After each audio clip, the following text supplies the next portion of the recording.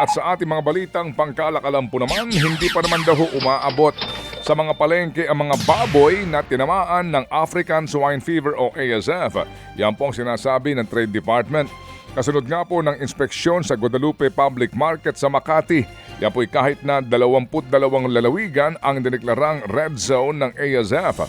Dahil po sa pagkalat nga ng ASF, nagtayo na rin po ng meat inspection checkpoint sa iba't ibang mga border ng Metro Manila at mga karatig lalawigan. Katunayan, 11 baboy po ang naharang sa Metro Manila nitong nagdaang linggo lamang.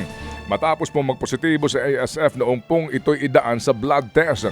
Yun nga lang, matumal na ang bentahan ngayon sa mga palengke kaya po ibinabana ng ilang tindero ang presyuhan po sa baboy. Sa ngayon po'y umaabot na sa 330 piso kada kilo ang bentahan ng baboy dito. 40 pesos po naman ang ibinaba nito nang dahil nga po sa pangamba sa ASF. Nagpaalala naman ng Trade Department na epektibo hanggang September 24 ang price freeze sa Metro Manila.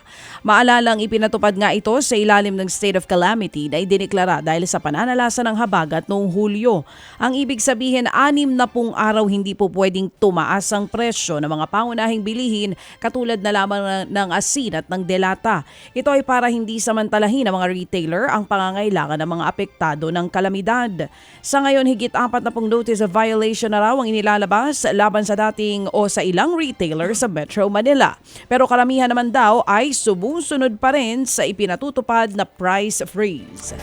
Hindi pa naman daw po nakakabalik sa pre-pandemic levels ang international tourist arrivals ng Pilipinas. Ayon po sa Tourism Department, nasa 5.45 milyon na turistang dayuhan ang pumasok sa bansa ngayong taon. Target daw po ng ahensya na makamit ang 7.7 million tourist arrivals ngayong pong taon.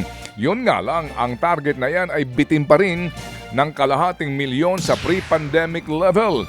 Pero naungusan po na raw po ang pre-pandemic levels pagsapit naman sa ibang mga aspeto po ng turismo, gaya ng tourist receipts. Higit doble raw kasi ngayon ang itinaas ng ginastos ng mga turista sa bansa kumpara noong pong 2019. Balak naman ng mga bagong operator ng Ninoy Aquino International Airport o NAIA na baguhin ang mga terminal assignment sa paliparan. Oras daw kasi na hawakan na ng NAIA infrastructure ang operasyon ng paliparan sa susunod na buwan. Gagawin daw nitong prioridad ang decongestion ng mga runway nito. Makatutulong daw ang bagong terminal assignments para sa mas maayos na takbo at galaw ng mga eroplano sa runway. Inaasahang makatutulong din itong makabawas sa mga delayed flights. Balak daw ipatupad ang panibagong runway assignments bago pumasok ang travel surge sa Nobyembre. Bumaba daw naman ang halagang binabayaran na utang ng Pilipinas sa ibang mga bansa at mga multilateral lenders nitong buwan ng Mayo. Sa datos po ng Bangko Sentral ng Pilipinas, huli itong naitala sa 5.62 billion pesos.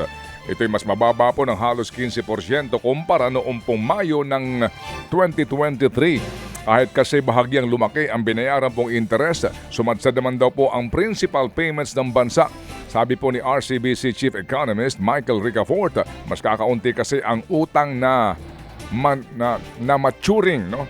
Natatanda daw po o sa takda na panahon ng pagbabayad ngayong taon.